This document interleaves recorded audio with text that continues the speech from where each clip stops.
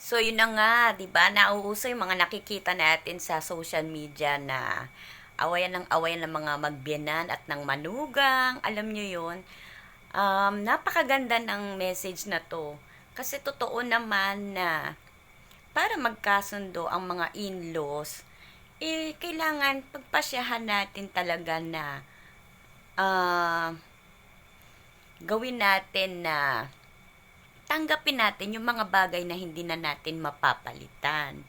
So, nagpapasalamat ako kasi mababait ang mga biyenan ko. Yun nga lang, wala na yung lalaki, so yung babae na lang. Pero alam niyo sa totoo lang, sobrang blessed ako kahit na hindi ganun kayaman ang mga biyanan ko.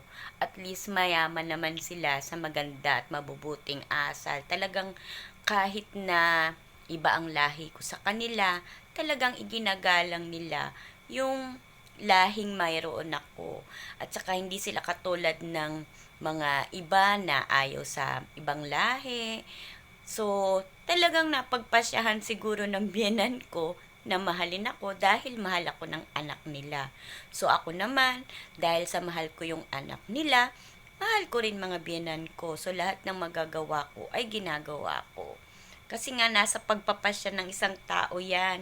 Kahit na, kasi hindi naman talaga tayo perpekto. Walang perpektong manugang, biyenan sa manugang.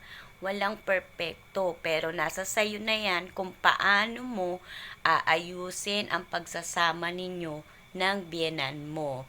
So, ito, pakinggan ninyo yung sinasabi ni Pastor Ed Lapis. Talagang nakakatuwa. Nasa sayo ang desisyon talaga.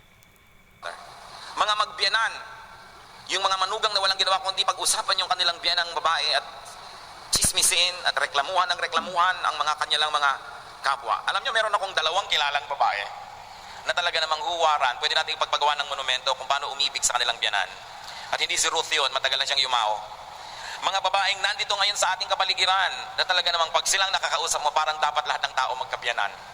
Pero natitiyak ko na mga biyanan nun may kakulangan din. Pero dahil nagpasya sila na mahalin ang kanilang mga biyanan. Alam nyo yan ay pagpapasya. If you decide, every little aspect of your life will follow the grand design and the big decision. But if you have decided on the other side, then every little act and thought that comes into your life will follow that direction of crumbling. Yun pong mga hindi na natin mapapalitan na karakter ng buhay natin, magpasya na tayong mahalin sila. Sapagkat pag pinagpasyahan natin yan, madali nang sumunod ang maliliit na detalye ng ating buhay. Tama naman, di ba? Kaya magpasya ka na, yakapin ang mga bagay na hindi mo kayang baguhin.